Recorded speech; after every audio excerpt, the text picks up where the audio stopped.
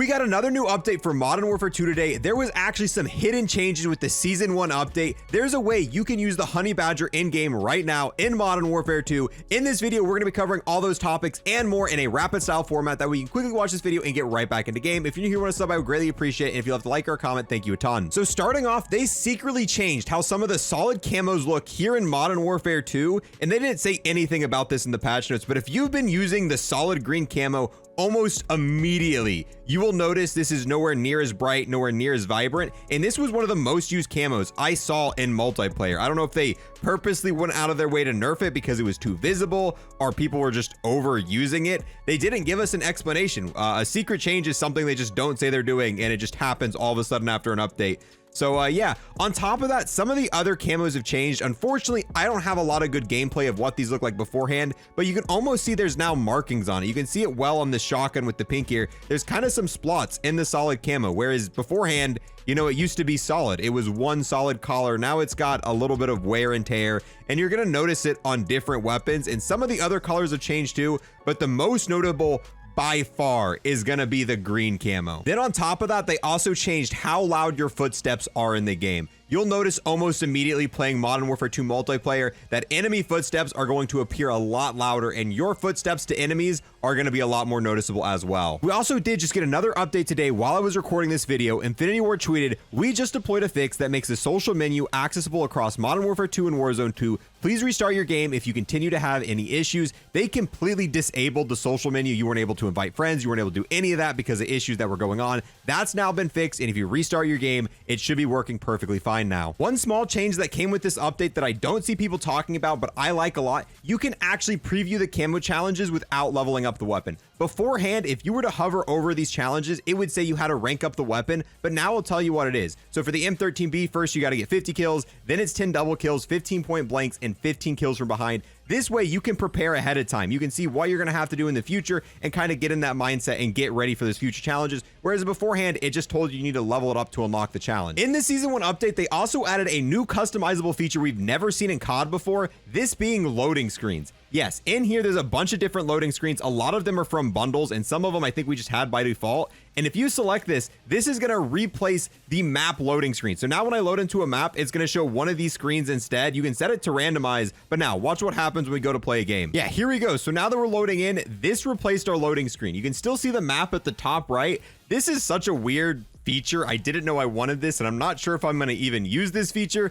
But yeah, you can now change your loading screen when you load into maps. Next, they finally added a way for you to check your stats in game. So once you load into any menu, click these 6 squares up here, then you're going to see a stats icon. Once you click this, it's going to load you the stat page. Right now, there's only multiplayer. You can't check DMZ or Warzone. Those don't exist. But if we click into the multiplayer menu, this gets pretty detailed. We've got time played, games played, average kills per game, score per minute, KD, win-loss ratio, your highest kill streak, highest kill per game. Also, if you break down by loadout, it shows you the most kills you've got with every weapon in each class here. Also, it shows your secondaries. If you go to weapons, you get to see your most kills from every weapon. You can sort it by headshot percentage, KD ratio. If you go to equipment, you can see your most used equipment and all of this stuff here. You can also see your recent matches, which of course I lost the majority of mine, which is kind of embarrassing. You can also see your most played modes and matches. So yeah, that is currently the stat page. Hopefully they add this for DMZ and Warzone in the future, and it's pretty detailed. I'm pretty happy with this. This is more detailed than the last few games we've got. So even though we had to wait a couple weeks after launch, I think it was worth the wait with how much detail and how much, you know, different stuff we got in this game. We also have official patch notes for the Season 1 update. We're going to skip a lot of this because we talked about it in our previous episode, and I don't want to say the same thing twice. The main thing to take away from this is weapon balancing. Here are the buffs and nerfs from Season 1 assault rifles. Increase to long distance flinch on all assault rifles. Cast off 545, ADS speed increase, improved iron sight ADS sight picture, cast off 74U, which was one of the best weapons in the entire game, ADS speed decrease, hip spread increase, the M4 hip spread reduction, the M16, which a lot of people consider to be one of the worst weapons in the entire game. Look at how much stuff they changed with this. Rate of fire increase, hip spread reduction, recoil recenter speed increase, shot grouping improvement, increase ADS movement speed, increase strafing movement speed, semi-auto recoil reduction, semi-auto damage reduction. So most of these are buffs. Essentially, if you're using it in burst, this is going to feel like a completely different gun. I haven't got the chance to use it myself yet, but people are saying the M16 now is pretty good. However, the semi-auto version of the M16, which is the way I used to recommend using it, actually got its damage reduced. So burst is definitely going to be the way you use the M16 now. The STB 556, close range damage reduction, reduced sprint to fire speed, battle rifles, FTAC recon, ADS speed improvement, 5-round magazine, increased flinch caused by bullets, hip spread decrease. The SO14, increased hip fire when full auto, handguns, increased close range flinch to all handguns. Light machine guns, increased long range flinch to all light machine guns. They have added a lot more flinch to this game. Marksman rifles, SAB 50, minor increase to flinch when hit. SPR 208, which is another weapon people consider to be massively OP, large increase to flinch when hit. That's the only change that's happened. So the only thing that's going to happen is you're going to get more flinch when you're hit with the SPR. That's how they nerfed it. Shotguns, increase to close range flinch on all shotguns. Lockwood 300, damage range reduction. This was another weapon that was really strong. The 725 or the Lockwood 300 had really good damage at range. That's been nerfed, so you shouldn't be able to get people as far as you were before.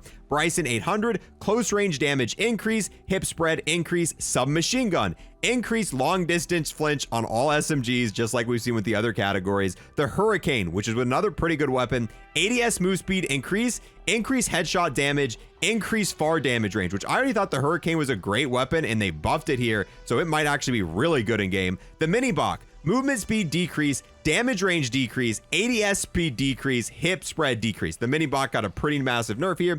The PDSW 528, movement speed increase, damage range increase, ADS speed increase, hip spread increase, and then they added some laser sights to it, so this is a pretty big buff for that. The VAL 46, damage range increase. Sniper rifles, the only one that got changed at all was the signal, and all they did was fix some attributes with some of the barrels here. Then we've got weapon bug fixes. Fix an issue with the TTF3 riser ammo combo on one of the weapons. Drop shot exploit fix. This is where people were able to drop shot extremely quickly by using some different button presses.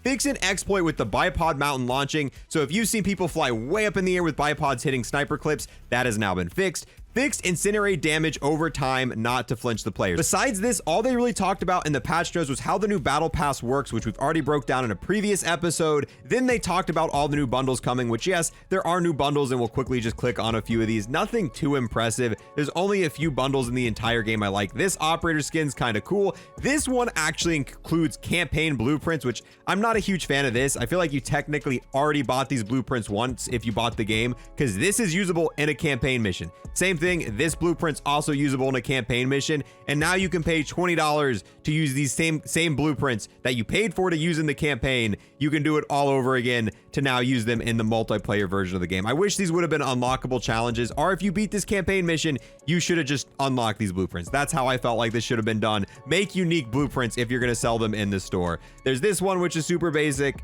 This one, which doesn't have too much going on. I like this one a lot. Now that the M16's been buffed, I might get this one and review this because that looks pretty cool. Yeah, this one's pretty basic. This one's pretty basic. Then there's also the Pro Pack. What's interesting about the Pro Pack, this isn't just a normal bundle. One, you've got to pay actual money for it, but there is a universal camo. If you buy the Pro Pack, you unlock this camo, which you then can apply on every single weapon in the entire game. Okay, that operator skin actually looks really clean. You get 4 different versions of that, but more importantly, if you go to any weapon now, you go to customize, you want to go to the basic camos, and you want to scroll all the way to the very end. I mean, okay, yeah, there we go. All the way to the very back. Now in this special tab, we're going to have this camo right here. The camo actually looks really clean in game. This is a really good looking camo. I love how it looks when you ADS, and since it's usable on all weapons, this is kind of nice. However, if you don't want to get this, there's also a lot of good base camos in this game. There's a lot of camos you can just earn for free and use on all weapons. But this one's a nice addition to my collection. There's also a way to currently test out the Honey Badger in-game in Modern Warfare 2 right now. This is the DLC weapon coming in Season 1 Reloaded for both MW2 and Warzone 2. It's fairly limited. You can't do a whole lot with it. You can test it out against these training dummy bots, seeing how it deals with at range. The reload works, the inspect works, and if you put some camos on it, some of them work, not all of them, but here's the Orion camo on the Honey Badger, and this is the updated version of Orion. It moves slightly faster, but that was really all that changed with the Orion camo. If you want to do this yourself, the first thing you need to do is you need to head over to private match. Once in a private match, you want to go to a created class, and you want to select one of the new 2 weapons, either the BAS-P or the M13B AR. Once you do that, you put on your class, go to Gunsmith. All the way to the right, you're going to see this receiver option. If you go here and select the far right option, the Chimera, it's going to change it to the Honey Badger. You can't load in game. If you load in game, it just gives you the default M4 weapon. However, if you select this class and hold Y to go in firing range, it's then going to load this Honey Badger into the firing range, and you can, get a little preview of it, but you can't really do much more past this. And with that, guys, we're going to go ahead and wrap up this video. Let me know how you felt about any of the topics we talked about, the camos getting nerfed, the fact that you can kind of get a sneak peek for the Honey Badger, any of that stuff. If you guys want to be fully kept up to date with anything going on with Call of Duty, make sure you sub to this channel, because we're going to cover it in a fast format. That way you can watch it and get right back into game. All this stuff for this, DMZ, Warzone, and future games coming out as well. If you'd love to like or comment, I appreciate it a ton. I'll see you guys in the next one. Peace.